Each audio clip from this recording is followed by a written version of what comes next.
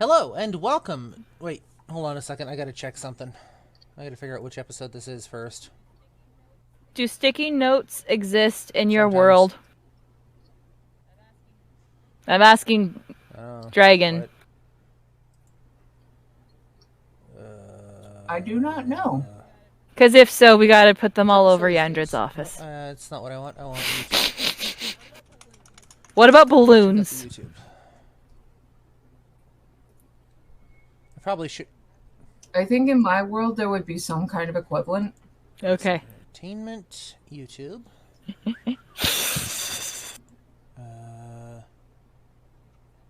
Excuse me as I just giggle, looking at all of the possible pranks that Briar can do. Our last episode was...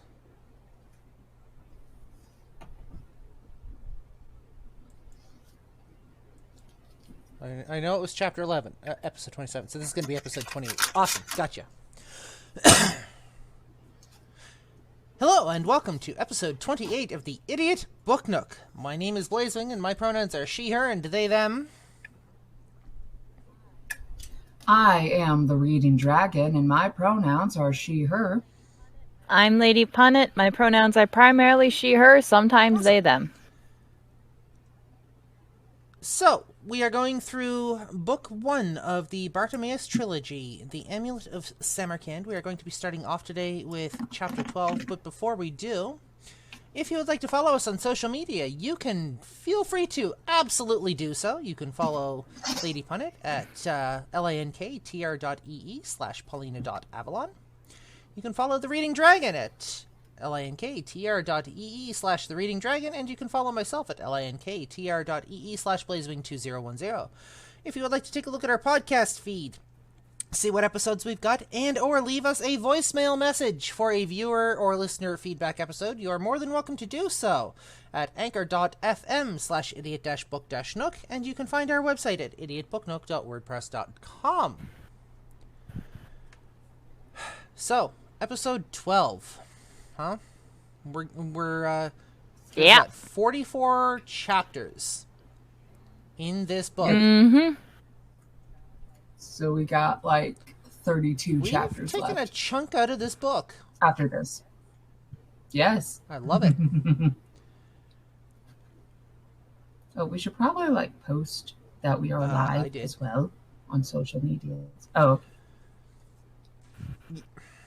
I'm gonna go ahead and retweet. So, it's been a couple of weeks since the Idiot Book Nook has met. Do we want to do a recap, or do we want to just get going? Because, I mean, our Last time on the Bartimaeus series, Nathaniel fucked up. Yeah. Nathaniel, who we now know is the name of the small boy, has summoned the demon Bartimaeus, who is a high-ranking demon. We don't know how high-ranking, but high enough that he has, like, enough to gloat and be right about it. Mm-hmm. He was tasked with obtaining the Amulet of Samarkand from this guy named Lovelace, who is a douchebag who has, like, this blonde bimbo with him. And I can say that because I am blonde. Anywho's it. He stole it. Everyone chased after him. Ran into a girl. Apparently magical, but not a magician. There is a difference. Got away from them by turning into a crocodile and almost eating them. Mm-hmm. Returned the amulet. Did not know the boy's name. Boy said, I am not done yet. There's this super magic circle that will make it so you have to obey me. He's like, fine, what do you want me to do? And the boy's like, okay, you take this amulet. You put it in my master's study somewhere where he will not find it. For safekeeping. He's like, fine. Goes downstairs as a spider, hides the amulet. Here's the boy's name is Nathaniel, which, by the way, he should not be reusing his name because reasons and magical lore and fae and all that shit. So now Bartimaeus, super excited because he's like, I know his birth name. I know his true name. Ha, ha, ha, ha, ha. And now they're going upstairs. Yep. excellent recap. Thank you. I love it. Oh, there's also the very nice mom who we think is nice, and but they can't have kids, who's married to the master, who we don't like because he's a dick, because he does basically torturing things to child. And we like the art teacher too. And I feel like, oh, they're going to choose his name which is like the name that magicians use, so they don't use the true name because you're supposed to forget about it. But Nathaniel didn't forget about it, and now Bartimaeus knows it, and yeah. Forget about it. Yep. Forget about it. Forget about it. And we are on chapter 13? So, 12. Okay, one moment as I we are get going down to there. be doing chapter 12. Narrator, would you do us the honor? Yes. Cool. Let me just put So- my squishmallow down. Lady Punnett, because you do not get many speaking roles, I'm going to be giving you Uh-huh. the footnotes. So you can, Yay! you can do the footnotes. Woo! Yay. Where's... Okay, that's 7. I'm Keep still not going. there. What page is it on? So chapter 12, at least in my copy, starts on on page page 87. 95. Alright, so... Oh, that's the wrong We're off button. to a great start this morning. Fantastic start. Da, da, da. Here we go. Chapter 12. Nathaniel. Narrator, take it away. Yes. Cool. So, the Bartimaeus Trilogy, Book 1, The Amulet of Samarkand by Jonathan Stroud. Narrated by The Reading Dragon. Voice acted by The Reading Dragon, Blazewing 2010, and Lady Punnett. Nathaniel, Chapter 12. One summer's day, when Nathaniel was 10 years old, he sat with his tutor on the stone seat in the garden, sketching the horse chestnut tree beyond the wall. The sun beat upon the red bricks. A gray and white cat lolled on the top of the wall, idly swishing its tail from side to side. A gentle breeze shifted the leaves of the tree and carried a faint scent across from the rhododendron bushes. Am I reading that right? Rhododendron. Rhododendron. Okay. It's basically a rose bush. Oh, okay. Rose bush. You're a rose bush. A gentle breeze lifted the leaves of the tree and carried a faint scent across from the rhododendron bushes. The moss on the statue of the man with the lightning fork gleamed richly in the yellow sunlight. Insects hummed. It was the day that everything changed. Patience, You Nathaniel. said that so many times, Miss Lutyens. And I'll say it again. I have no doubt. You are too restless. It's your biggest fault. Nathaniel irritably cross-hatched a patch of shade. But it's so frustrating. He never He lets me exclaimed. try anything. All I'm allowed to do is set up candles and the incense and other stuff that I could do in my sleep, standing on my head. I'm not even allowed to talk to them. Quite right, too. Miss Lutyens said firmly. Remember, I just want subtle shading. Wait, I just want Subtleties. subtleties of shading. No hard lines. It's ridiculous. Nathaniel made He a doesn't face. realize what I can do. I've read all his books and All of well, them? all the ones in his little bookcase, and he said they'd keep me going until I was 12. I'm not even 11 yet, Miss Lutyens. I mean, I've already mastered the words of direction and control, most of them. I could give a...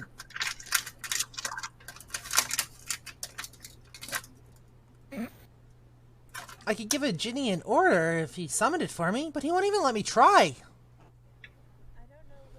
I don't know which is less attractive, Nathaniel. Your boasting or your Petulance. petulance. Same difference. You should stop worrying about what you don't have yet and enjoy what you have now. This garden, for instance. I'm very pleased you thought of having our lesson out here today. I always come here when I can. It helps me think. I'm not surprised. It's peaceful, solitary, and there are precious few parts of London like that, so be grateful. He keeps me company. Nathaniel I indicated like the him, statue. even though I don't know who he is. Him? Miss Lutyens glanced up from her sketchbook, but went on drawing. Oh, that's easy. That's Who? Gladstone. Gladstone. Surely you know. Doesn't Mr. Prulens teach you recent history? Purcell. Purcell. Purcell. Purcell. Purcell, sorry. Purcellius. Purcellius! We've done contemporary politics. Too recent. Gladstone died more than 100 years ago. He was a great hero of the time. There must have been thousands of statues made of him, put up all over the country. Rightly so, from your point of view. You owe him a lot. Nathaniel was Why? puzzled. He was the most powerful magician ever to become prime minister.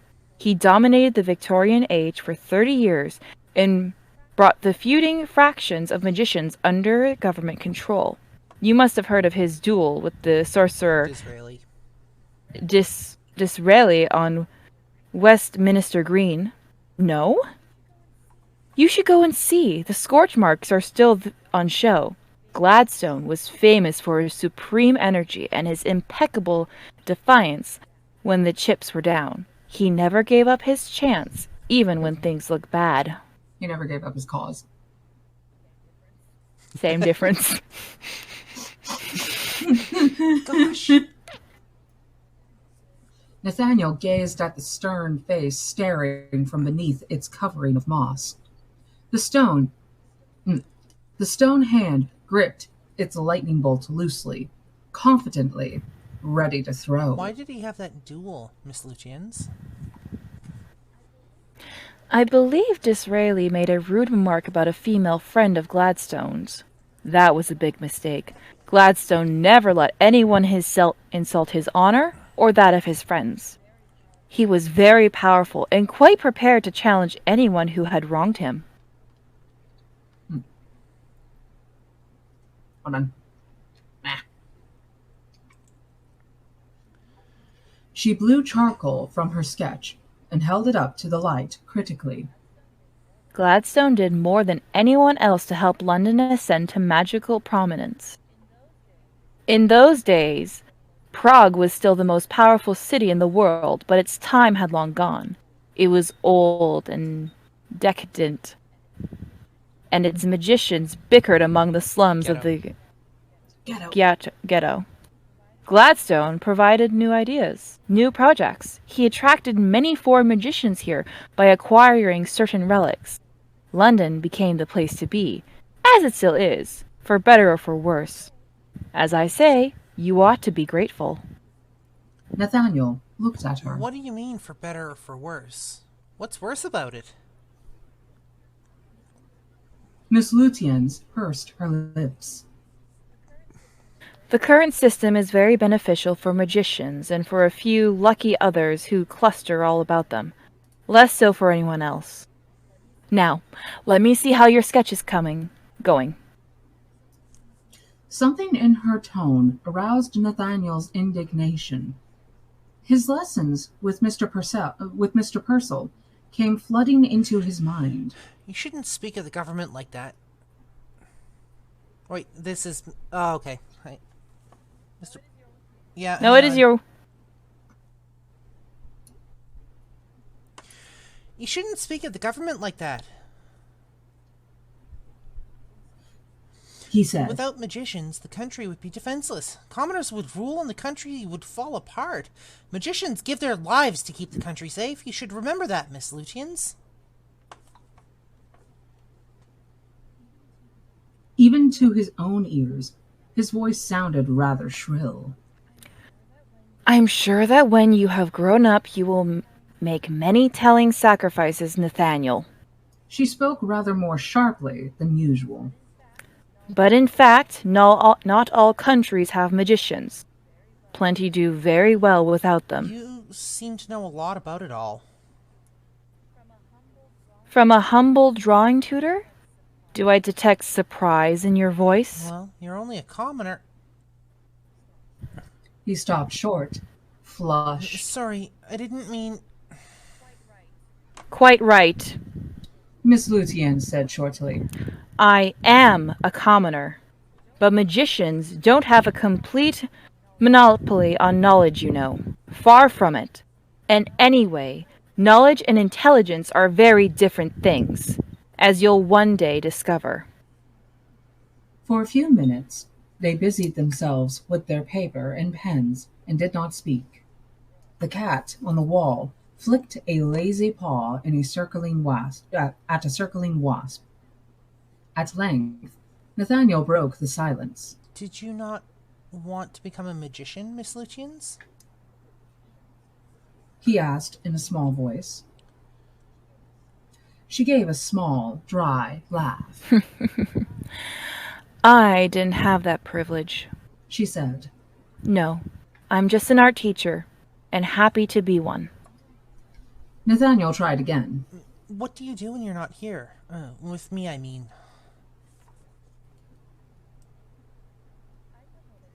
I'm with other pupils, of course. What? What did you think? That I go home and mope?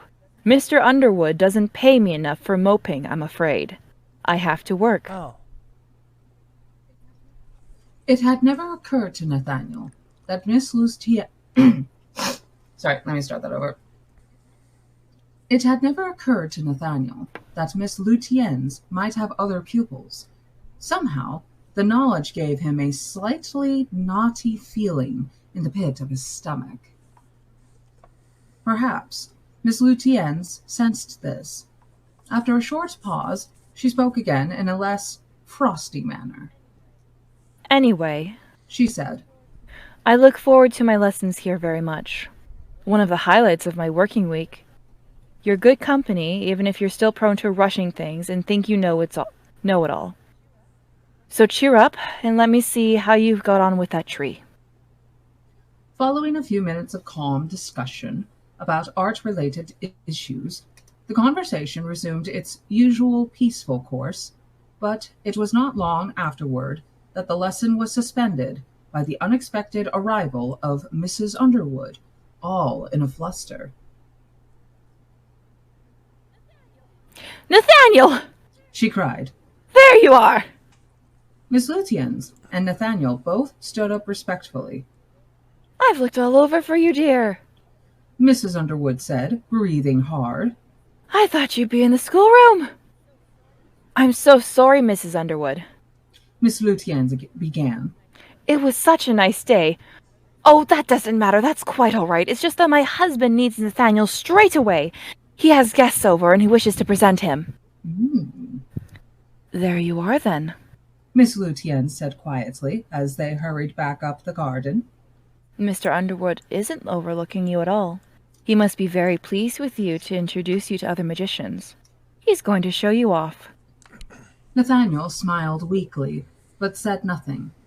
The thought of meeting other magicians made him feel quite queasy. Through all his years in the house, he had never once been allowed to meet his master's professional colleagues, who appeared there intermittently. He was always packed off to his room, or kept out of harm's way with his tutors upstairs. This was a new and exciting development, if a rather frightening one. He imagined a room stuffed full of tall, brooding men of power, glowering at him over their bristling beards and swirling robes. His knees shook in anticipation. They're in the reception room, Mrs. Underwood said as they entered the kitchen. Let's look at you. She wet her finger and hurriedly removed a pencil-lead smudge from the side of his forehead. Very presentable. All right, in you go. The room was full. He'd got that part right. It was warm with bodies, the smell of tea, and the effort of polite conversation. But by the time Nathaniel had closed the door and edged across to occupy the only space available, in the lee of an ornamental dresser, his magnificent visions of a company of great men had already evaporated. They just didn't look the part. There wasn't a cape to be seen. There were precious few beers on display, and none half as impressive as that of his own master. Most of the men wore drab suits with drabber ties. Only a few sported daring additions, such as a gray waistcoat or a visible breast pocket handkerchief. All wore shiny black shoes. It felt to Nathaniel as if he had strayed upon an undertaker's office party. None of them seemed like Gladstone, in strength or in demeanor. Some were short, others were crabbed and old. More than one was prone to pudginess. They talked amongst themselves earnestly, sipping tea and nibbling dry biscuits. And not one of them raised his voice above the consensus murmuring. Nathaniel was deeply disappointed. He stuck his hands in his pockets and breathed deeply. His master was inching himself through the throng, shaking hands and uttering an odd, short, barking laugh whenever a guest said something that he thought was intended to be funny. Catching sight of Nathaniel, he beckoned him over. Nathaniel squeezed between a tea plate and someone's protruding belly and approached. This is the boy. The magician said gruffly, clapping Nathaniel on the shoulder in an awkward gesture. 3 men looked down at him. One was old, white-haired, with a florid, sun-dried tomato face, covered in tiny creases. Another was a doughy, watery-eyed individual in middle age. His skin looked cold and clammy, like a fish on a slab. The third was much younger and more handsome, with slicked back hair, round glasses, and a xylophone-size array of gleaming white teeth. Nathaniel stared back at them in silence.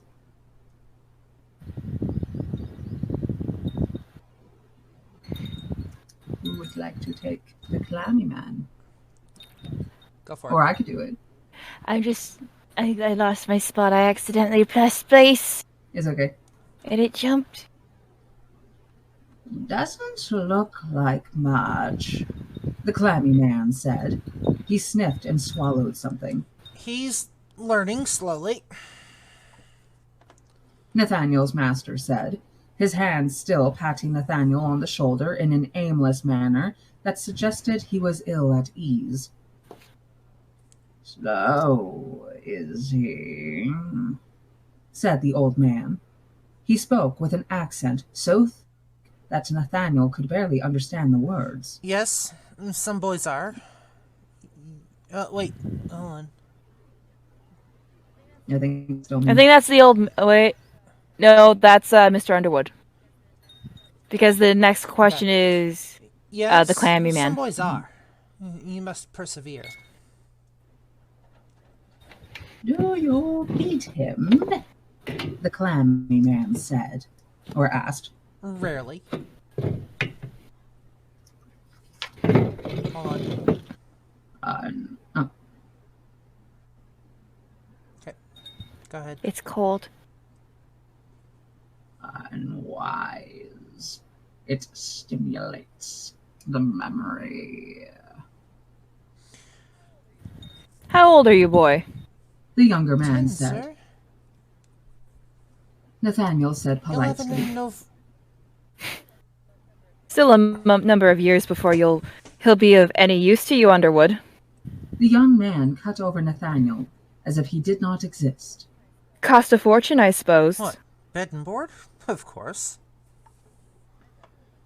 I bet he'll eat like a ferret, too. Greedy is he, said the old man. He nodded regretfully. Some boys are. Nathaniel listened with barely suppressed indignation. I'm not greedy, sir. He said in his politest voice.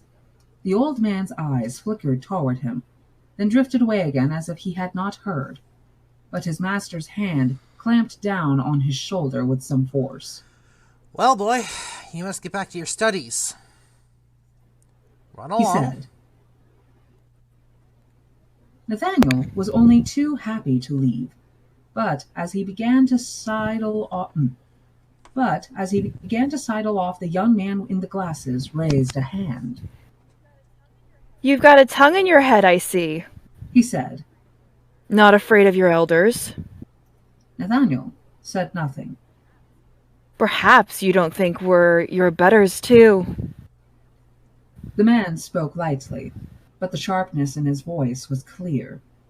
Nathaniel could tell at once that he himself was not the point at issue, and that the young man was challenging his master through him. He felt as if he ought to answer, but was so confused by the question that he did not know whether to say yes or no. The young man misinterpreted his silence. He thinks he's too good to talk to us all now, he said to his companions and grinned. The clammy man tittered wetly into his hand, and the old red-faced man shook his head. "Tcha," he said. Run along, boy. Nathaniel's master said again. Hold on, Underwood. The young man said, smiling broadly. Before he goes, let's see what you've taught this whippet of yours. It'll be amusing. Come here, lad. Nathaniel glanced across at his master, who did not meet his eye. Slowly and unwillingly, he drew near to the group again.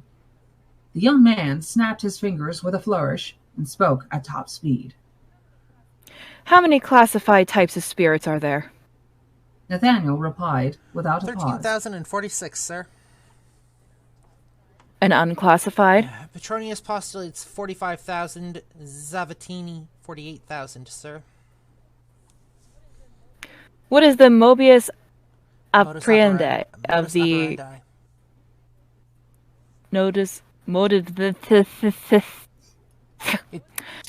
modus operandi of the Carthaginian They subgroup? appear as crying infants, sir, or as doppelgangers of the magician in his youth. How should one chastise Drink them? a vat of ass's milk. If summoning a cockatrice, what precautions should one Mirrored take? glasses, sir, and surround the pentacle with mirrors on two other sides also, to force the cockatrice to gaze into the remaining direction, where its written instructions will be waiting. Nathaniel was gaining in confidence.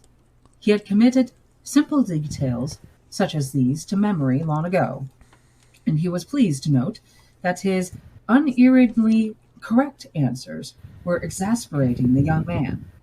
His success had also stopped the clammy man's snickering, and the old magician, who was listening with his head cocked to one side, had even nodded grudgingly once or twice. He noticed his master smiling, rather smugly. Not that I owe any of this to you, Oh, that's a thought from Nathaniel. There should be thought marks. Right? Why do we not have, thought quotations or something like that in literature? Not that I owe any of this to you. Nathaniel thought, I witheringly. read all this. You've taught me next to nothing. For the first time, there was a pause in the barrage of the young man's questions. He appeared to be thinking. All right. He said at last, speaking much more slowly now, and rolling the words luxuriously over his tongue. What are the 6 words of direction? Any language. Arthur Underwood uttered a startled Be protest. fair, Simon. He can't know that yet. But even as he spoke, Nathaniel was opening his mouth. This was a formula contained in several of the books in his master's large bookcase, where Nathaniel was already browsing. Pare, mane, ascolta, sedete, pare, ready. Appear, remain, listen, submit, obey, return. He looked into the young magician's eyes as he finished, conscious of his triumph. Their audience murmured their approval. His master now wore an unconcealed grin. The clammy man raised his eyebrows, and the old man made a wry face, quietly mouthing, "Bravo." But his interrogator just shrugged dismissively, as if the incident were of no account. He looked so Superlicious. He looked so Supercilious. Supercilious. He looked so supercilious that Nathaniel felt his self-satisfaction turn into a fiery anger. Standards must have dropped, said the young man, taking a handkerchief from his pocket and wiping at an imaginary spot on his sleeve. If a backwater apprentice can be congratulated for spouting something we all learned at our mother's teats. You're just a sore loser, Nathaniel said. There was a moment's hush. Then the young man barked a word, and Nathaniel felt something small and compact land heavily upon his shoulders. Invisible hands clenched onto his hair and jerked it backward with vicious strength, so that his face stared at the ceiling, and he cried out with pain. He tried to raise his arms, but found them pinioned. He tried to raise his arms, but found them pinioned to his sides by a hideously muscular coil that wrapped itself around him like a giant tongue. He could see nothing except the ceiling. Delicate fingers tickled his exposed throat with horrible finesse. In panic, he cried out for his master. Someone came close, but it was not his master. It was the young man. You cocksure gutter snipe, the young man said softly. What will you do now? Can you get free? No, how surprising. You're helpless. You know a few words, but you're capable of nothing. Perhaps this will teach you the dangers of insolence when you're too weak to fight back. Now, get out of my sight. Okay, so he may be a sore loser, but that is just the nice way of putting it. He is a shit loser. Fuck. Not just that, Nathaniel won your game by your rules. And then you went and fucking changed it. We'll get into that during discussion. Yeah, let's keep going. We're almost at the end of the chapter. Mm-hmm.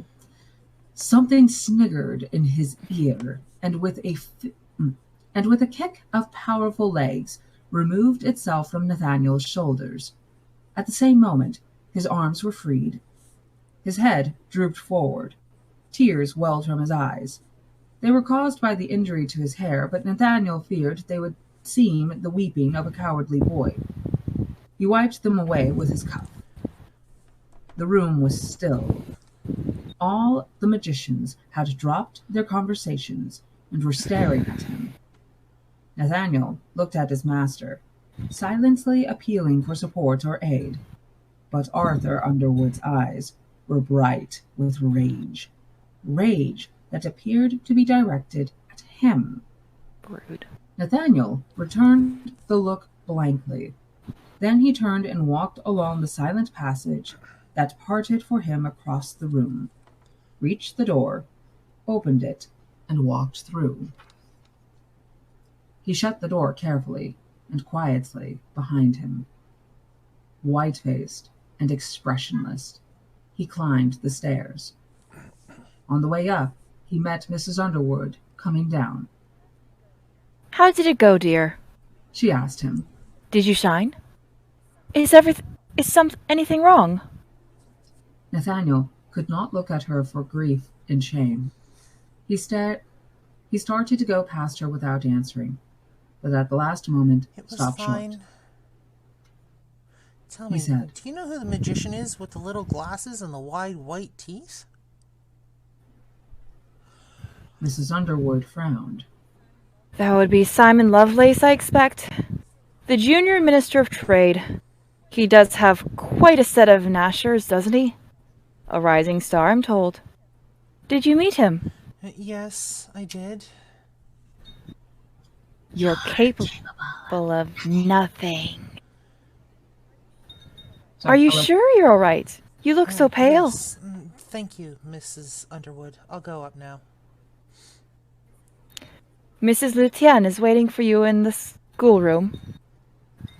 Oh, so I kind of liked how we did that together. Okay. It was like the whole... You're helpless. I'll go right along, Mrs. Underwood. Nathaniel did not go to the schoolroom.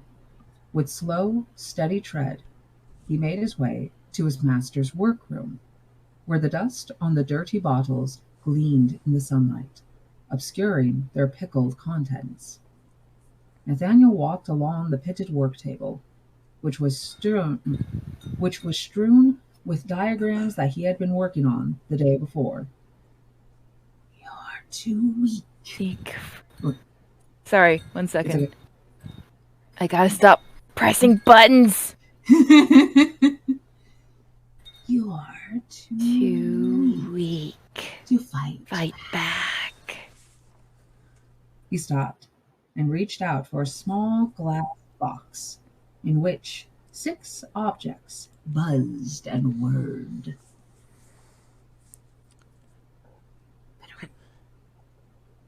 Wait, is it that you're capable of nothing already? No. Oh, Hang on. where are we? Wait, Miss Lutien, you're too weak to fight back. Is it we'll see? We'll see. Yeah. We'll see.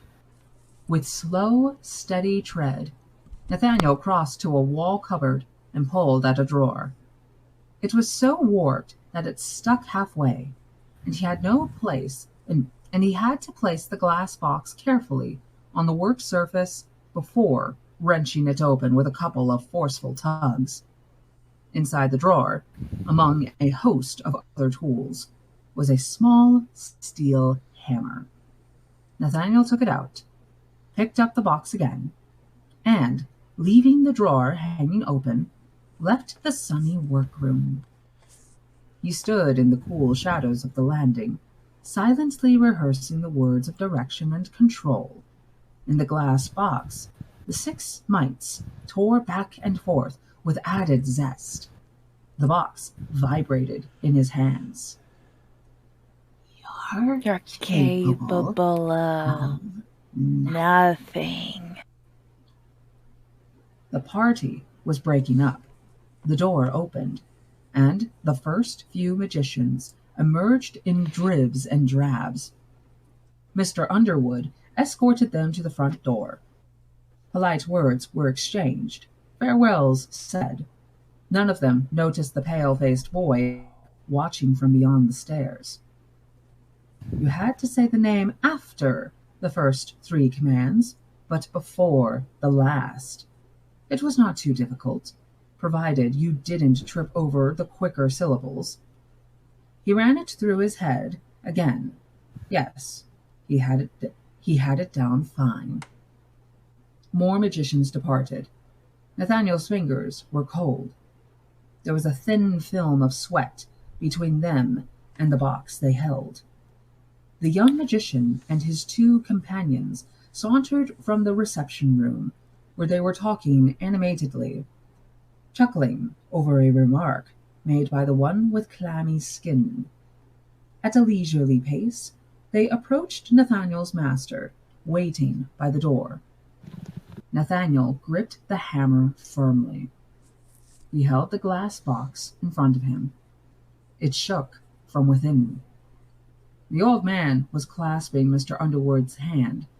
The young magician was next in line, looking out into the street as if eager to be gone.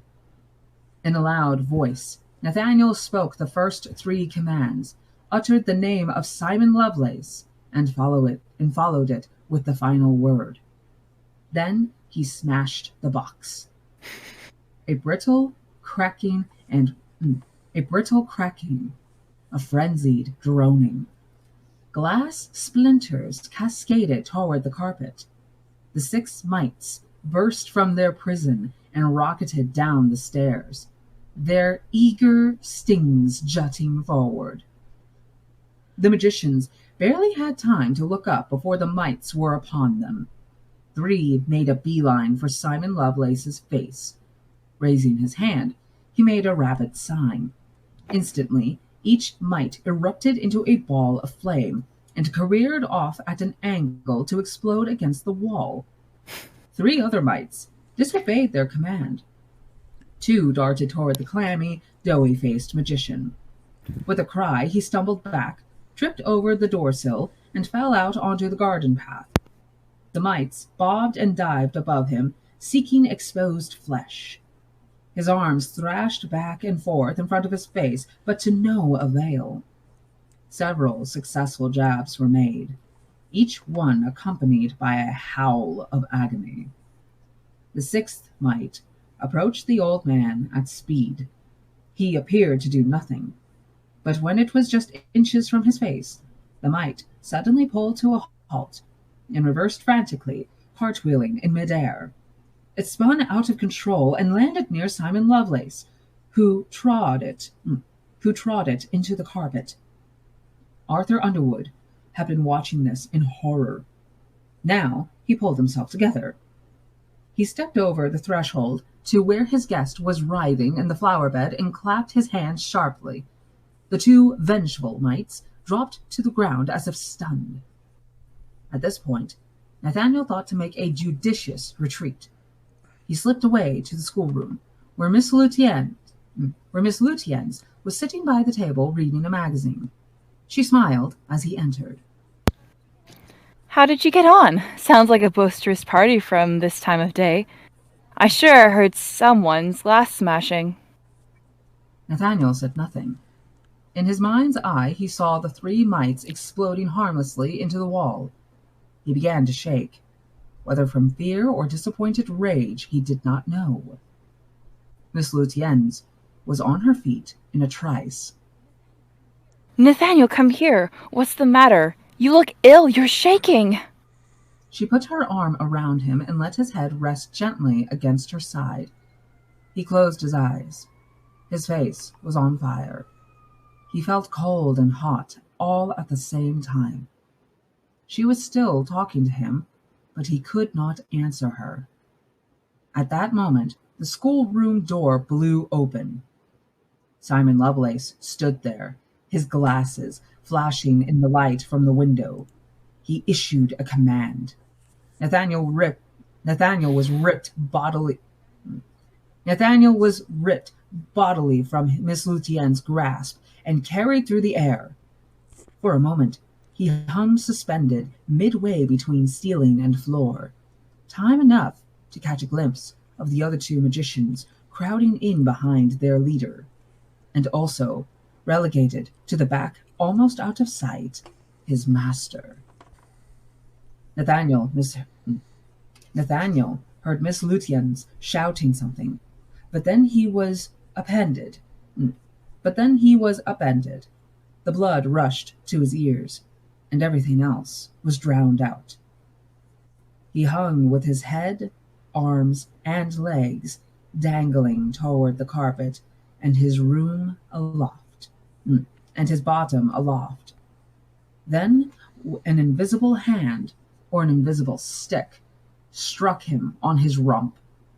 He yelled, wriggled, kicked in all directions. The hand descended again, harder than before, and then again. Long before the tireless hand ceased its work, Nathaniel stopped kicking.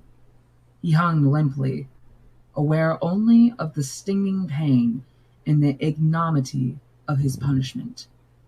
The fact that Miss Lutyens was witness to it made it far more brutal than he could bear.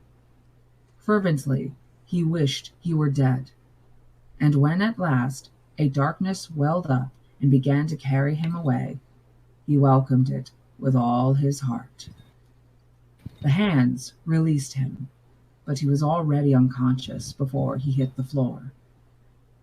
Nathaniel was confined to his room for a month and subjected to a great number of further punishments and deprivations. After the initial series of penalties, his master chose not to speak to him, and contact with everyone else, with the exception of Mrs. Underwood, who brought him his meals and dealt with his chamber pot, ceased forthwith. Nathaniel had no lessons and was allowed no books. He sat in his room from dawn until dusk, looking out across the roofscapes of London toward the distant Houses of Parliament. Such solitude might have driven him mad had he not discovered a discarded ballpoint pen under his bed. With this and a few old sheets of paper, he managed to while away some of the time with a series of sketches of the world beyond the window. When these became tedious, Nathaniel devoted himself instead to compiling a large number of minutely detailed lists and notes, drawn over his sketches, which he concealed under his mattress whenever he heard footsteps on the stair. These notes contained the beginnings of his revenge. To Nathaniel's great distress, Mrs. Underwood had been forbidden to talk to him. Although he detected some sympathy in her manner, her silence gave him cold comfort. He withdrew into himself and did not speak when she entered. It was thus only when his month's isolation came to an end and his lessons started up once more that he discovered that Miss Lutyens had been dismissed. And thus ends Chapter 12 of the Amulet of Samarkand. So, Fucking hell. a couple of things from my end. Uh-huh. Bartimaeus is going to wait until, like, the most inopportune fucking moment to do whatever he's going to do to Nathaniel after having learned his name. It's going to be, I'm pretty sure it's going to be such a clusterfuck that it will make whatever gods exist absolutely fucking jealous. This is going to be like the clusterfuck of all clusterfucks. Second. Yep. Simon Lovelace is a fucking sore-ass motherfucking loser. Like, he a gave douchebag. Nathaniel, he played a game with Nathaniel and gave him a set of rules to play by. Nathaniel said, all right, I'll play your game. Here's what you're looking for. Here's the answers. You know, I won your game because he wanted to show me up. Nathaniel changed the rules and then decided to fucking punish him for it because he showed up somebody who was his superior. The fuck, man? Fucking abusive piece of shit. And then, okay. So first things first, Nathaniel, I understand you were mad. That does not mean you release vengeful sprites. Sounds like something I'd do. He's a kid. It's something a 10-year-old would do. Here's the thing. Well, he's 11. No, he's not 11. He's almost 11. Almost 11. Here's the thing, though. Still 10. He is not properly socialized, on top of the fact that he is clearly showing signs, as we look at things now in the current perspectives of medicine and whatnot, he is clearly showing signs of neurodivergence, PTSD, for one thing. CPTSD, most likely. Well, that, and there was a point out mention from the author 1 second. when describing the first interaction with Simon Lovelace, how Nathaniel was paying more attention to the teeth. Yep. Yeah, that's one of the neurodivergent traits, isn't it? I'll have to double check on that. Of only being, yeah. Nathaniel's not had it easy, and he hasn't really been shown a lot of love other than Mrs. Underwood and Miss Lutyens. I want to know why Ms. Lutyens was fired. Yeah, she tried to show him comfort, and she tried to show that she cared about him. She didn't understand what was going on. She didn't understand what he'd done. She didn't have that knowledge. So either she said something to him off screen, or she said something off screen, or this is more just the student fucked up. We're now going to punish him by getting rid of something dear to him. So we're talking about Mr. 10 being dismissed? Yeah. Okay, so here's the thing. In the chapter, it mentioned that he heard her say something. Mm-hmm. So either she said something that pissed off Lovelace even more than he already was, or she said something to Mr. Underwood, basically like, how could you let him do that to your own student? Simon Lovelace needs to get off of his high fucking horse. From what I'm gathering, he thinks he's at least the impression I'm getting, he thinks he's better than everyone else. He thinks he can do whatever the fuck he wants without consequence. He thinks that he knows best, and it doesn't matter who the fuck you are. And I have a serious issue with that kind of attitude. Part of that is because of how young he is, being in the position that he's in. I don't give a fuck. Because, yeah, well, that's part of the ego complex, is because since he sees himself as like, hey, I'm like the youngest person to get this position. I'm better than all these old fucks here. No, it just means you knew what to say, or you knew what to do, or you were good at acquiring knowledge, or maybe God forbid, you fucked somebody that gave you the position. Like the bimbo. Does not give you license to be an asshole and Also, an to be- abusive fuck. Well, also, it's not even his student. I would understand if Mr. Underwood... Yeah, at least that would be like, done that. understandable, because Mr. Underwood is literally responsible for this kid, but to have somebody else walk in and discipline your charge. That's like me walking in. That's like me walking into one of our friend Cricket's house and disciplining her kids if they step out of line. First of all, I would never. But but like, exact same type of scenario. I would fully expect Cricket, if say something like that were to happen, I would fully expect Cricket to unleash some hidden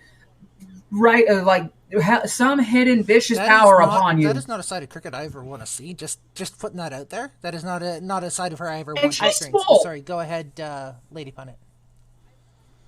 I would like to point out, though, and this has been proven since the very start, Underwood never wanted an apprentice. Nope. He stated, like, in the first chapter he was officially introduced in, he never wanted one. He was basically given the equivalent of jury duty. And told, hey, here's your apprentice. Yes. Train it. But now that he's got it, it is his responsibility to make sure that this child is kept safe, that this child is kept, and the fact, that this child is fed, this child is clothed and housed. That child is, since he has essentially been assigned responsibility for this kid, that kid is now effectively his. Yeah, he is effectively the adopted father of that child. And the fact that he did not step in to take responsibility over this kid, Nathaniel, he is not a good caretaker. The fact that Nathaniel hasn't been properly socialized, hasn't been taught how to deal with certain situations, hasn't been shown, you might not like things sometimes. It's no reason to act out, and adults are going to be assholes. The fact that he hasn't been shown this, I'm sorry, but what the kid did was wrong. But in this context, I don't think the kid's to blame. Yeah, how else was he supposed to? No, like, how else was he supposed to react in that situation? He even there was even explanation from Nathaniel as to what usually happened whenever colleagues did come over. Put in his room, or he was kept studying. I would have, You don't just shove that on a kid. Like, it did. Underwood did fall short of that. Like, I would have. Once again, in some alternate universe, for example, say in some alternate universe, let's say that my witch character, Professor Thornwick, let's say that she was in charge of this kid. What Thornwick... Okay, first of all, Thornwick would have been a lot more motherly. Probably still would have followed the rules. But ignoring that, She would have sat him down that morning and be like, okay, here's what's happening. I'm having a bunch of my colleagues come over. I'm going to introduce you. Some of them are douchebags. I don't like them. We don't have to talk to them, but if they ask you questions, I'm going to expect you to be somewhat respectful in the same way you are towards me and my wife. Or whatever she would have. Or your tutors. Or your tutors. If they say something that upsets you, I am sorry. There's not a lot I can do about it depending on the person, but no, I have your back.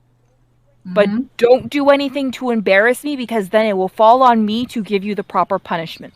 So, unless one of those douchebags decides to take the punishing upon himself. Not only were there no expectations set, there was no information given. The kid was made a fool of and literally insulted, on top of being fucking embarrassed the shit out of.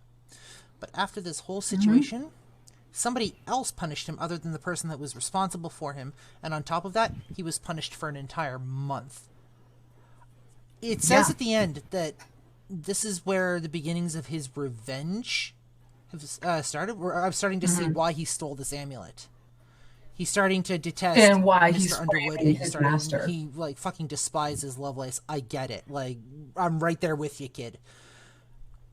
Yeah. But on a separate note, I would like to point out that Mrs. Underwood also fell short.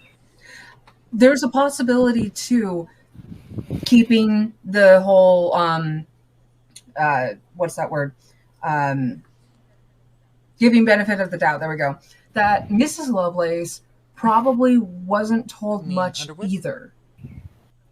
Yeah, I mean, yeah, Mrs. Underwood was probably not told a whole lot either, because keep in mind, she's not really kept in the loop on a lot of things when it comes to magical society, because she is considered a commoner, as is described in the book. I would think, though, she would have at least said, these are his colleagues, be respectful. So... Or she might have been given misinformation and thought that Nathaniel already knew about it.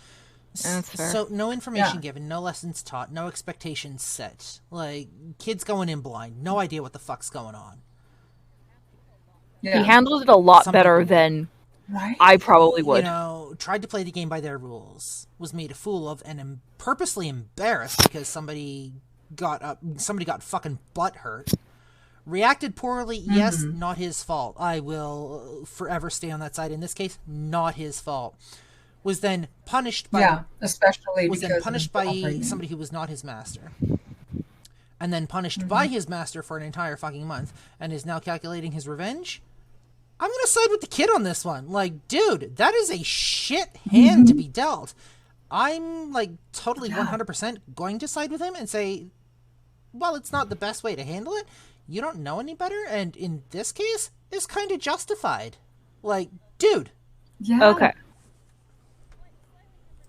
Slightly different topic here, but say that Nathaniel was your student, and same thing happened. You didn't have a chance to prepare it. Basically, surprise party. They come over. He still did all this. What do you think would have been an appropriate length of? Because he needs to be punished. What he did was wrong. He attacked a fellow member of the society. What do you think would have been an appropriate length of punishment as well as a punishment? Because I do think the whole no lessons, no books was valid. But I think I would have only done it for maybe a week. 2 weeks. I would say 2 weeks because someone did get hurt. I do not agree with that, actually. So for me, I am forever and will always be a proponent of knowledge. The more knowledge you have, the better off you are. The better off you are going to be able to deal with any given situation. I would not have actually suspended his lessons. After this incident and after he came to, I would have... Well, first of all, I probably would have kicked Simon Lovelace the fuck out of my house. Be like, dude, the fuck, get out. Don't come back here for... Don't come back here for a while. Obviously. When Nathaniel woke up, obviously. I would have sat him down. I would have said, okay, let's reevaluate. Let's find out what happened. Let's find out where you went wrong. Let's find out where Simon went wrong. And let's figure out a better way to deal with that entire fucking situation so shit like this doesn't happen again. Let's examine it. Yeah. Would not have suspended his lessons, would have continued to teach him. Probably would not have fired Miss Lutyens, because I fucking I was like all and Lutyens is she good is absolutely therapy. good therapy. Like, that's good outlet for him, a way for him to express. You don't get rid of that connection, especially after a traumatic event like this. Sure, maybe Especially since maybe he's extra really good at chores, art. maybe send him to his room afterwards and say you're not allowed out except for lessons, maybe to use the bathroom. Mm-hmm. But don't fucking isolate. Isolation never works as a punishment. Nope. Well, yeah. So I would have followed like something very similar to what you said, was talk with the kid. Maybe not the lessons. I would probably suspend the extra reading, because it's kind of like telling an introverted bookworm, like, I'm taking away your fun stuff. Don't They'll still take away read. the ability to So learn. Take away the Not to learn. extracurricular learning, but at the same time, teach the kid why this is wrong. Teach the kid how to properly react. Make them learn something valuable that they can carry forward, and use this as an actual learning experience to build themselves up with. Okay, what about you, Moondragon? What would you do? Moondragon. Oh, Moondragon. That's it. We're changing your name to Moondragon from now on. I mean, there's okay. But basically, listening to the both of you, because me personally, I'm gonna get a little bit personal here. I was punished in similar ways as a child growing up by my father. I was still allowed to go to school and whatnot, because that's kind of legal requirement for me to attend public school. Right. However, I was punished in similar fashion. The isolation, the not being able to do a whole lot of extracurricular stuff, or even to the point where I would actually get locked up in the garage. It's gross. And have nothing to sleep on the cement floor besides cardboard and a sleeping bag. Gross. I'm so sorry. And the garage was infested with spiders, including black widows. See, that... It's taken a while to get over my arachnophobia. Pure, unadulterated torture, and I'm sorry. Yeah. It's fine. Especially when you put that on top of having to eat just the basics of barely being able to survive when it comes to food. Like rice. You only give it rice for a good 2 to 3 weeks as your 3 meals. But, okay, so... Yeah, but basically, I would not do any of that to my child, first off. Like, because if I was put in charge of Nathaniel, he's not my student, he's basically my kid. He is effectively your child. Yeah, but I would treat him as if, okay, your parents gave you up, and you're already being given a shit hand. You are mine now. You are my kid now. Come here. Let me mother you. When it comes to raising this kid, for me, everything would have been done differently. This kid would have been a completely different child had I been, put in charge of raising them. Yeah. See, if Nathaniel was my kid, he would still have his lessons and whatnot, but he would have a lot more in terms of extracurricular and even socializing activities outside of his studies, because of the fact that just because you're a magician does not mean you're completely separate from the world you live in.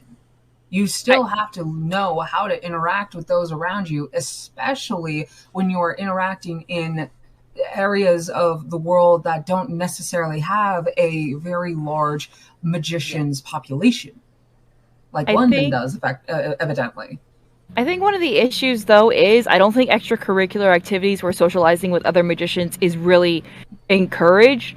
Because, bear in mind, they're not allowed to have names. Yeah.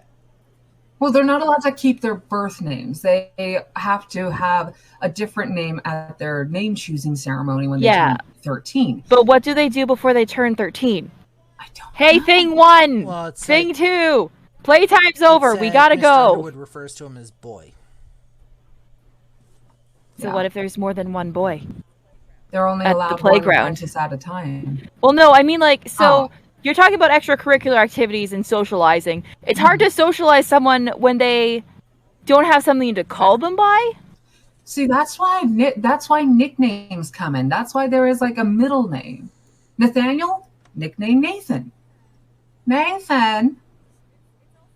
It's also the other things like, how do you fit socializing into the wizarding thing? Because first things first, we don't know what time frame this is in. They talked about a chamber pot. Well, the isolation thing probably involved a chamber pot, but this is set closer to modern London. We were shown actually within the first few chapters. It is more right. modern. Yeah. So. Yeah, it's closer to being like somewhere between the 80s and the early 2000s. The dropping of the chamber pot means he's not allowed to even leave his room to use the bathroom. He's stuck in that room 24/7. He has nowhere else to go. How does he take baths? He probably didn't. Oh, yeah. Baby! That's the downside to this. Yeah, so... Yeah, no, this is full-on child abuse. Anyways. I'm thinking... Sorry, go ahead. I'm just trying to... So... Nathaniel got annoyed that he's not doing... At the beginning of the chapter, he got annoyed because he's not being able to do anything, right? Mm-hmm. But we've seen he has, like, almost a photographic memory, it seems. Yeah. So he's a smart kid. Oh, yeah. But I think the issue is I don't think his master is acknowledging how smart he is. Because he was even surprised when he knew, like, the words of direction. The recognition he deserves for the work that he is able to do. The master is not paying any attention to this kid.